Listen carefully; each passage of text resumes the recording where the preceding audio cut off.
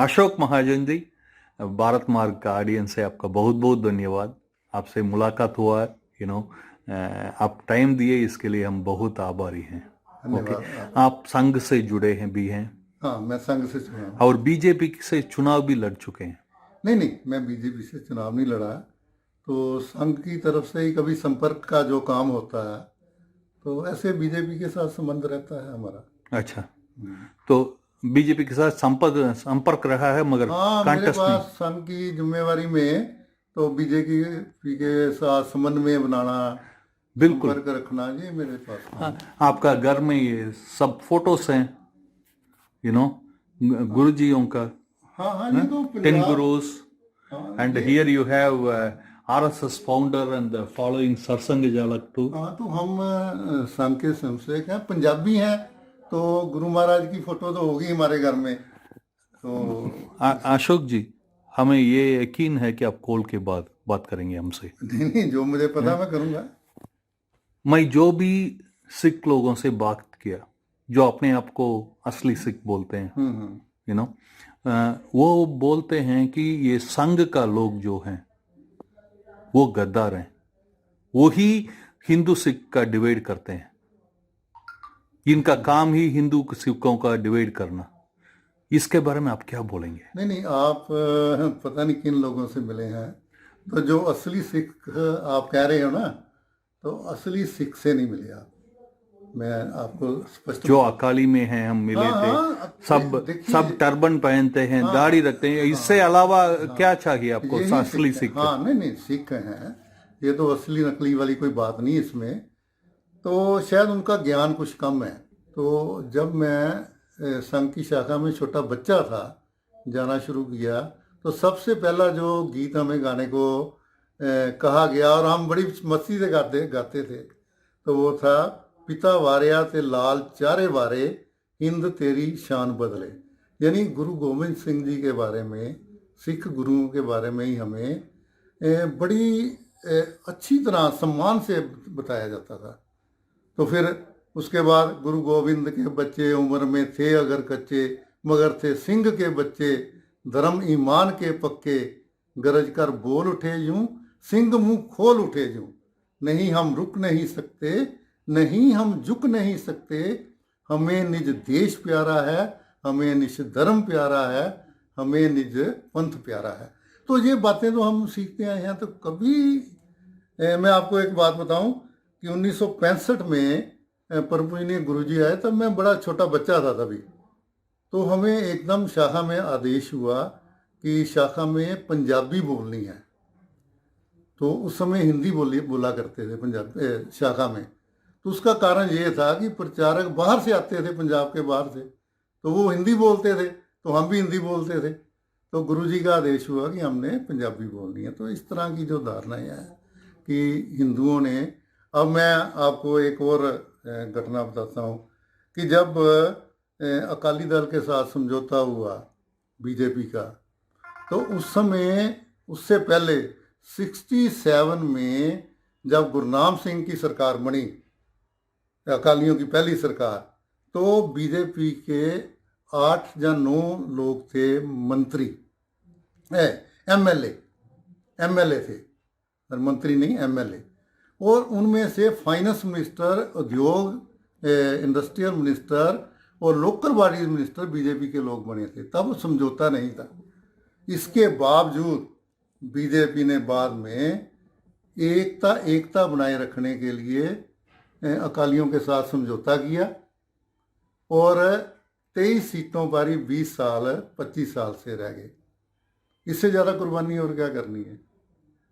अच्छा, ये बोलिए, आप इतना बोलते हैं, ओके, मैं शीशगंज गया था गुरुद्वारा। ऐसा तो मैं बहुत सारा गुरुद्वारा गया सिख का ऊपर। हम रियल, हमारा डॉक्यूमेंट्री का नाम है real Sikh history, the untold. ठीक, ओके, तो उसलिए हमने बहुत सारा गुरुद्वारा को ट्रैवल किए लास्ट 2-3 वीक्स।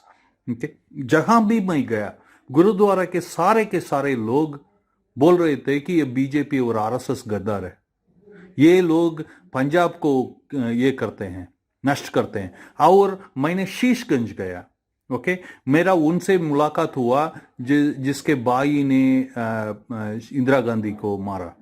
मैं उनसे बात कर रहा था क्योंकि इसके बारे में, जब मैंने बोला कि आपका मोदी विरोध क्या है, क्यों इतना नफरत है आपका, वो बोले कि ये हम मानते हैं कि राजीव गांधी ने मारे, पूरा जेनोसाइड राजीव गांधी के द्वारा हुआ, मगर इसका अप्रूवल आरएसएस से आया, आरएसएस का हाथ पीछे था हमें खुजलने का।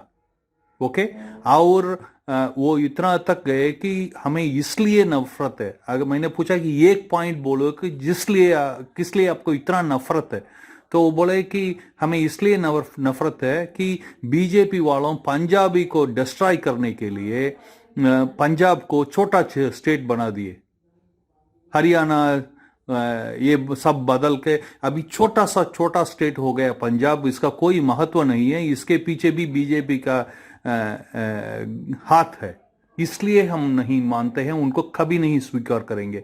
ये गुरुद्वारा से मैं बहुत सुनता था। इसके बारे में आप क्या बोलेंगे महाजन जी?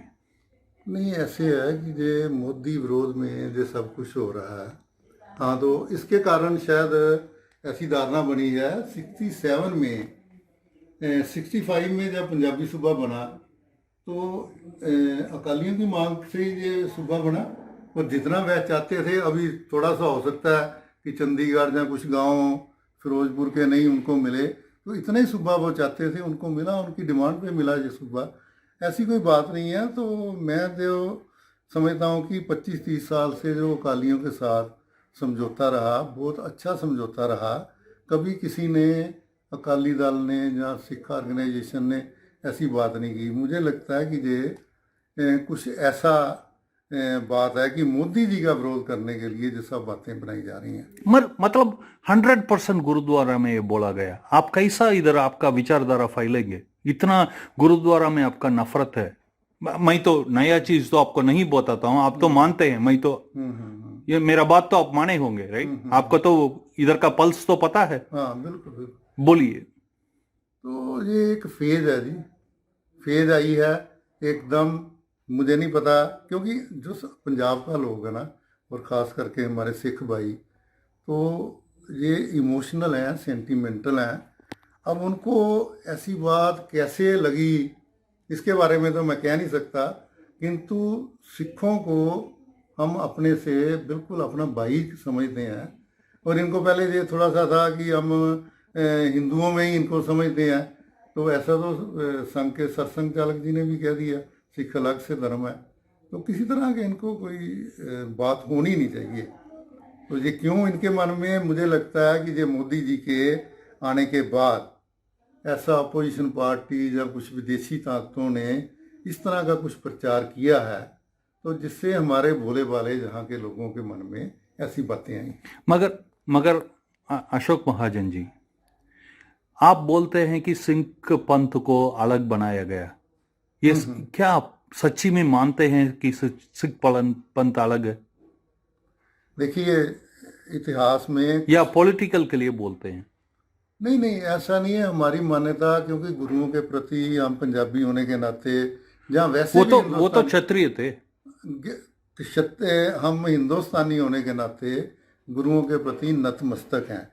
अब देखिए, हमारे भाई हैं सिख, वो अगर मानते हैं कि हमारा धर्म अलग से है, पंथ अलग से है, तो हमें उनकी भावनाओं से मानने में कोई इतराज वाली बात नहीं है। मगर महाजन जी, आप इधर बैठ के बोलते हैं मैं मानता हूं, मगर जब वो हरमिंदर कौर, राइट, बादल, वो बात कर रही थी पार्लियामेंट में, हमारे गुरु ने तुम्हारा धर्म का बचाया, तुम्हारे लोगों को बचाया, तब आपका ही वो जो मीनाक्षी लेखी एमपी थे, वो बोल रहे कि ऐसा मत बोलो, सारे गुरु अपने धर्म को बचाए, अपने देश को बचाए, हम उनको आदर करते हैं मगर अपने देश और धर्म को बचाए, बोल के मीनाक्षी लेखी जी ने बहुत ही इमोशनल बात की। आप तो देखे होंगे उसके बारे में। मैंने देखा, राइट।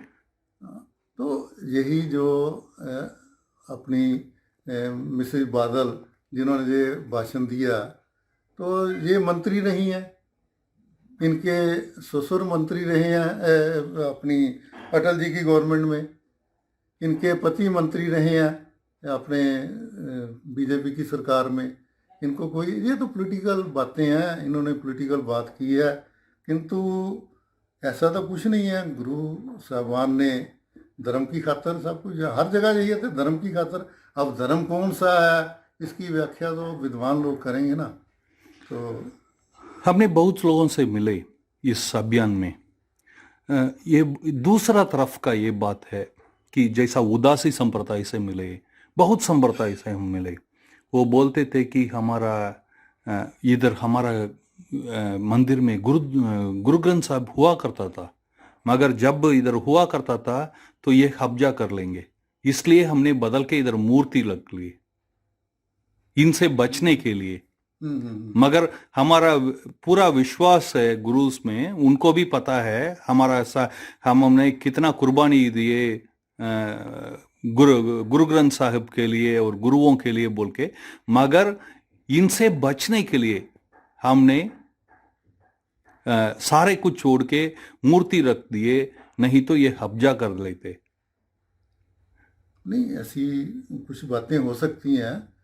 तो उदासी संप्रदाय भी अपने सिख धर्म में ही आता है, तो ये सारे लोग उसी में ही हैं। तो मगर वो नहीं मानते हैं ना, जो सर्टिफिकेट देते हैं वो नहीं मानते हैं कि असली है।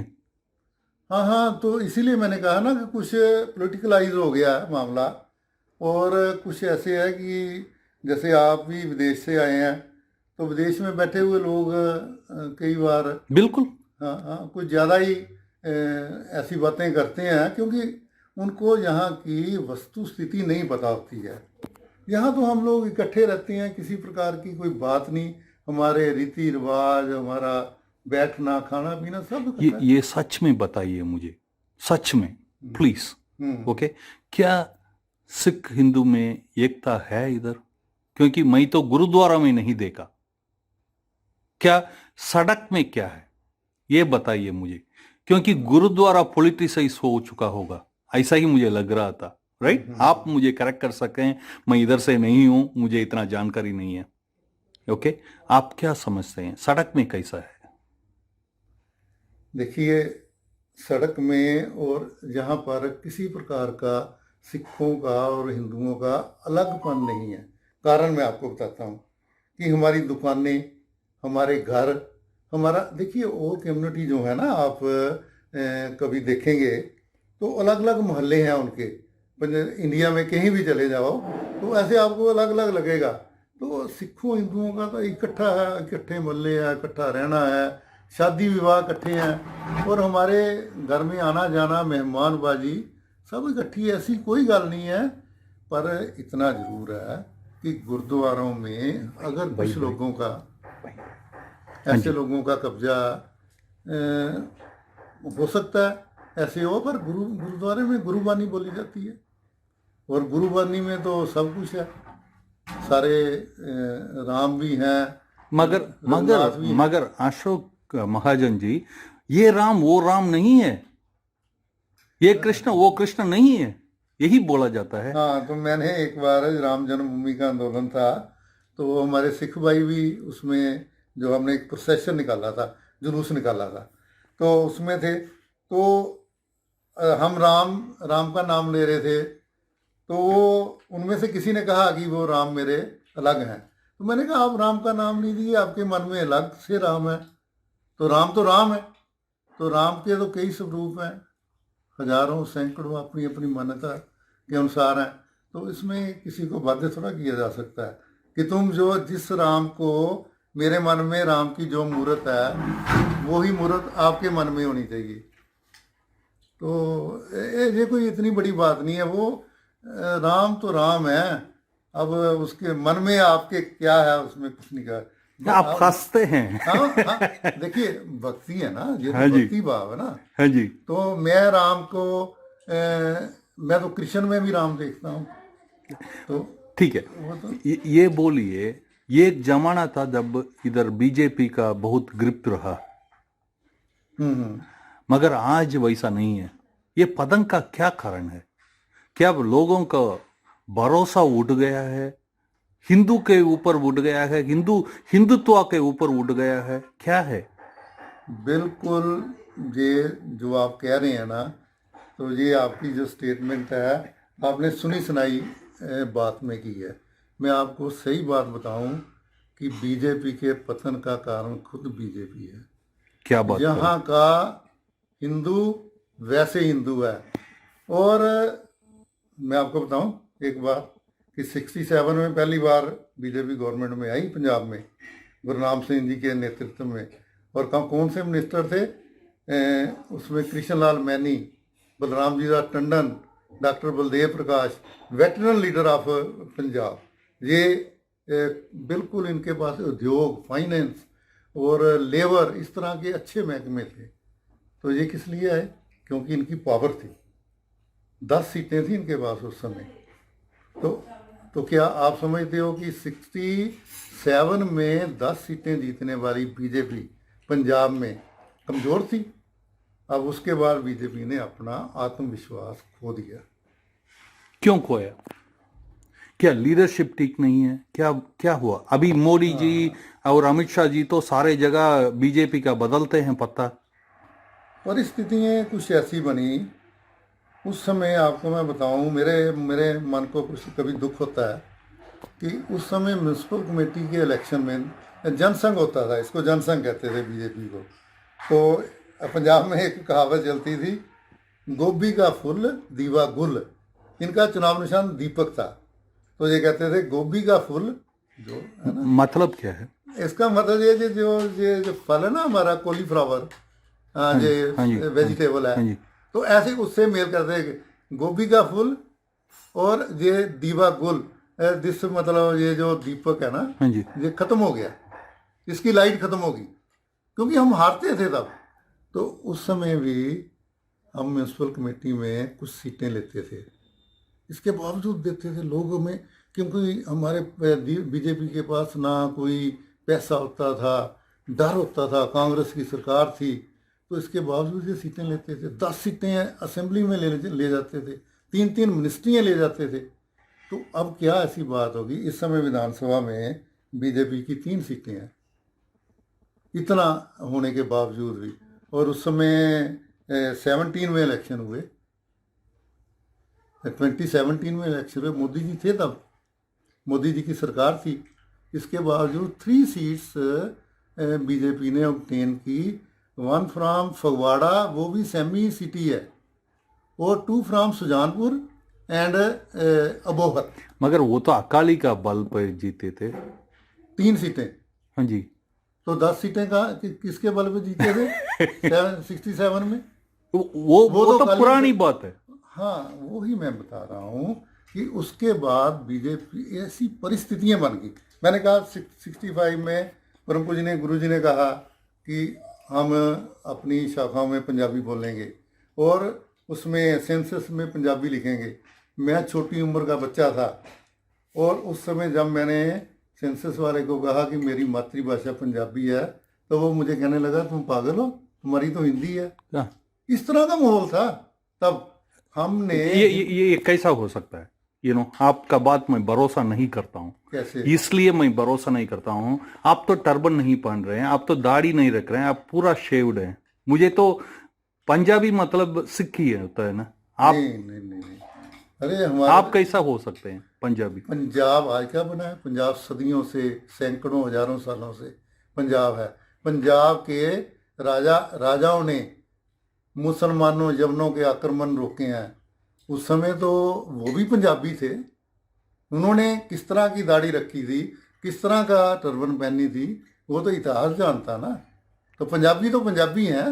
वो सिख हो सकता है, वो हिंदू हो सकता है, वो क्रिश्चियन हो सकता है, वो मुसलमान हो सकता है।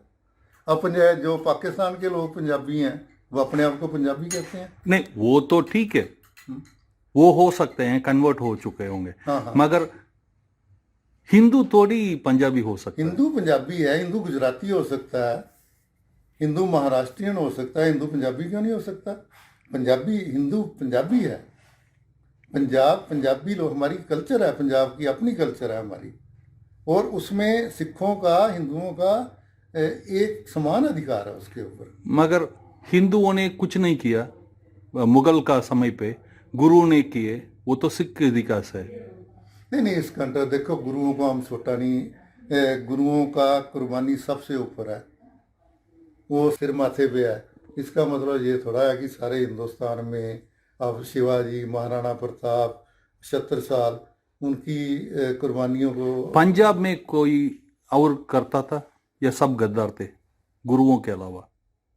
अरे पंजाब में सभी पंजाबी लड़ते थे, और पंजाबी तो अपना, आपको एक कहावत सुनाऊं कि वो कहते थे, खादा पीता लाहे दा, बाकी आदल शाहे दा। पंजाब में अब खाने पीने की जो आप कहते हैं ना, कहते थे अभी खा पी लो, ये तो आदिल शाह आएगा, जब अफगानिस्तान से कोई लोग आएंगे तो वो हम उनके साथ हमने लड़ना, सब कुछ कुर्बान कर देना। मतलब ये गुरु ने बोले या सिख ने बोले या हिंदू ने बोले? 1100 ईस्वी में मुसलमान जमन लोग पंजाब की तरफ से आने शुरू हुए, और 2000 साल से ऊपर से सिकंदर पंजाब में आया, तो तब भी लड़े ना, पंजाबी लड़े उनके साथ। ब्यास से आगे नहीं जाने दिया सिकंदर को, जिस सिकंदर महान कहते हैं। तो किसने किया? ये पंजाबी लोगों ने किया ना।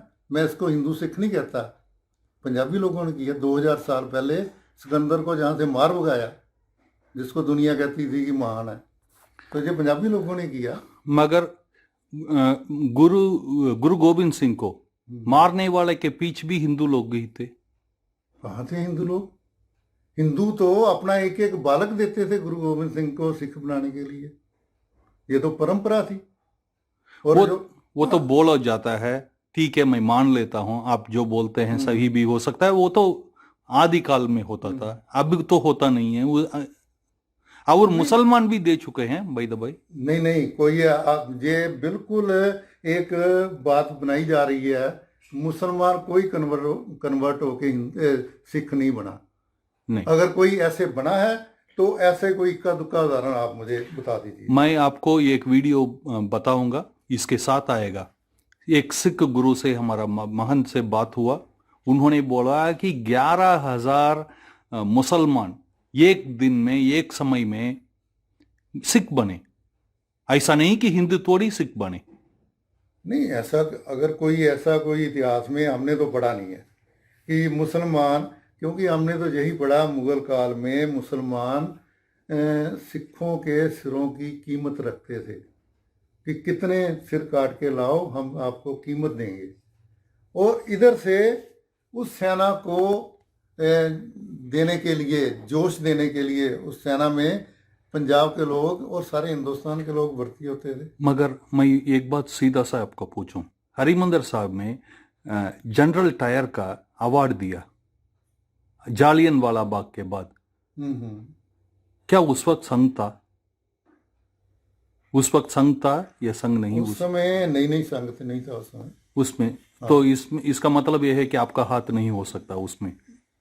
नहीं 1919 में ये कांड हुआ है। हाँ जी। संघ तो 1925 में तो बना। ओके, मान लेते हैं, नहीं तो हम आपका ऊपर संदेह कर रहे थे कि आपका हाथ हो सकता है। ओके, नहीं ऐसा नहीं है, तो ऐसा नहीं है। ओके, और मुझे बताया गया कि इधर का अरदास में हुआ करता था कि टोपी वालों का राज चलते रहे, ऐसा नहीं, ऐसी अफवाहें हैं। टोपी वाले यानी अंग्रेजों का राज चलते रहे बोल के अरदास में हुआ करता। अरे आप बताओ, सिखों ने इतनी कुर्बानियां की, सबसे ज्यादा सिखों ने, और पंजाब ने, चाहे वो सिख थे चाहे वो हिंदू थे, इतनी कुर्बानी वो कैसे कह सकते हैं? और कौन कह सकता है? पंजाब में आर्य समाज की लहर चली, और पंजाब में हिंदू सिखों ने मिल करके लाला लाजपत राय जी के अध्यक्षता में, तो ये भगत सिंह वगैरह ने जो कुर्बानी दी, उन्होंने, अमर शहीद भगत सिंह ने, तो लाला लाजपत राय जी की कुर्बानी के बाद ही उसका बदला लेने के लिए किया ना। मगर let's come to the current scenario, जैसा हमारा बात चालू किए थे, क्या बीजेपी ऐसा लीडरशिप ऐसा काम करेगा? क्या संघ का लीडरशिप ऐसा काम करेगा? जैसा हम इधर घर घर में संपर्क किए, मेरा बहुत सारा हमने इंटरव्यू लिए, घर घर में किए, बहुत सारा लोग ये मानते हैं, ग्राउंड में, सड़क में हम जब गए, कि क्या ये चरित्र बदला जाता है, अच्छा चरित्र बदला जाता है, ये एक समुदाय को, जैसा हिंदू समुदाय को नुकसान करने के लिए, डिविशन करने के लिए हिंदू सिख में, ऐसा एक फीलिंग है मतलब सड़क में, यू नो। हमने दोनों हिंदुओं का घर गया, सिख भाई बहन को घर गया, राइट। तो क्या बीजेपी लीडरशिप या संघ का लीडरशिप ऐसा कुछ काम करेगा जगह जनसंपर्क लेके, ये इनको ये जुट आने के लिए कुछ काम होगा ही, या ये बहुत बिजी हैं अभी, ये नहीं हो सकता? नहीं, देखो बीजेपी ने जो कुर्बानी दी 25-30 साल, वो अकाली दल के साथ समझौता किया, 117 सीटों में से 23 सीट पे जो चुनाव लड़ते रहे, तो ये इनकी कुर्बानी थी, क्योंकि ये चाहते थे कि हिंदू सिख एकता बनी रहे। पर ये कुर्बानी इनकी कामयाब नहीं हुई, नहीं कामयाब नहीं हुई। अशोक महाजन जी, मैं आपका बात मानता नहीं हूं, ये तो स्ट्रेटजिस्ट अरुण जेटली का पूरा गेम प्लान था। आप कैसा बोल सकते हैं कि कुर्बानी है? नहीं, इसके पीछे भी ये बात थी कि अकाली दल के साथ और सिखों के साथ एक भाईचारा बना रहे, उनके साथ सांझ बनी रहे, और सारे हिंदुस्तान, इसके पीछे सिर्फ पंजाब नहीं था, सारे देश के सिखों के साथ मेल जोल बढ़ाना, उनके साथ किसी तरह की 84 में जो कांग्रेस के कारण कटुता आ गई थी उसको दूर करना।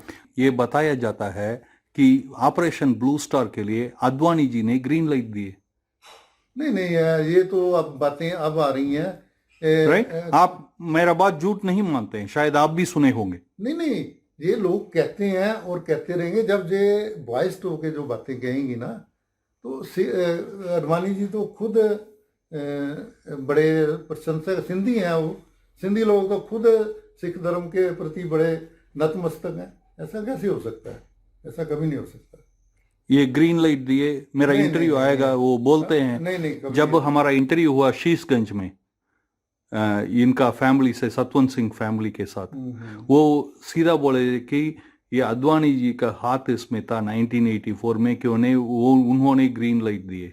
अब कुछ लोगों के मन में धारणाएं हैं, तो हमारा यही काम है कि हम सब लोगों का मिलके कि सिख मासिस में जो धारणाएं बनाई जा रही हैं, तो उसको हम दूर करें, वो धारणाएं दूर करें। क्योंकि संघ का काम जहाँ एकता का है, सिखों के साथ तो भाईचारे का काम संघ हमेशा करता रहा। बिल्कुल। मेरा लास्ट क्वेश्चन है, आई एम डन। अगर आप कैमरा को देख के आप बताएंगे कि बीजेपी लीडरशिप के लिए, आरएसएस लीडरशिप के लिए, संघ का लीडरशिप के लिए क्या करना चाहिए इस एकता बढ़ाने के लिए और दोबारा भरोसा लेके आने के लिए, इधर क्या करना चाहिए? आप सड़क में हैं, you know. I was very impressed, you know. हम लास्ट मिनट में आपके अचानक इंटरव्यू का अपॉइंटमेंट लिए, यू नो। आप इतना साधारण रहे और हमें बुलाने के लिए रास्ते पे आए, इतना देर फोन में रहे, यू नो। ये आपका ह्यूमिलिटी को दिखाता है। आप तो सड़क में रखने वाला आदमी है। आप बोलिए, ये नेताओं का आप क्या बोलेंगे? देखिए, इस समय बीजेपी को चाहिए कि सारे पंजाब में, जिस तरह नॉर्थ ईस्ट में बीजेपी ने अपनी पकड़ बनाई है सभी लोगों को साथ लेकर, और पंजाब की लीडरशिप को चाहिए कि वो थोड़ा रिटायर हो जाएं, पीछे हट जाएं, क्योंकि वो 20 सीटों के लड़ने वाले नेता हैं। उनके पास इतना विजन और इतना मादा नहीं है, समर्थ नहीं है कि 117 सीटों वाले कॉम्प्लिकेटेड पंजाब में वो राजनीति कर सकें। इसलिए बीजेपी की सेंट्रल लीडरशिप को जहाँ इंटरफियर करके सिख मासिस में से अच्छे लोगों को अपने साथ ला के उनके हाथ में भी उनके इलाकों की कमान देकर एक मिला जुला ये बीजेपी का संगठन बनाना चाहिए, और बीजेपी निश्चित रूप से इसमें कामयाब होगी। और क्या सिद्धू का जाना लास्ट था बीजेपी के लिए? अब सिद्धू जी को जितना बीजेपी ने दिया, समर्थन दिया, चांस दिया, और फिर राज्यसभा में भी नॉमिनेट किया, अब वो जाना चाहते थे तो वो तो अकाली से जाना चाहते थे उस वक्त। नहीं, ये तो अब अकाली से जाना, पर इससे ज़्यादा बीजेपी दे क्या सकती थी, क्योंकि उनको एमपी बनाया और उनको राज्यसभा में नॉमिनेट किया, अच्छे अच्छे पद दिए। इससे ज़्यादा और क्या दे सकती थी। अब उनकी मर्जी है, वो चले गए। हाँ, उनके जाने से अमृतसर वो साइड में थोड़ा लॉस तो जरूर हुआ। और ये आप सोचते हैं कि ये सब ठीक होगा, एकता बने रहेगा? हाँ, बिल्कुल बनी रहेगी, ये कभी भंग नहीं होगी। अशोक महाजन जी, बहुत धन्यवाद, आपने इतना समय दिए, सारे सवालों का आपने जवाब दिए खुले मन से, हंसते हंसते। इसके लिए हम बहुत धन्यवाद देते हैं। धन्यवाद आपका। हरे कृष्णा।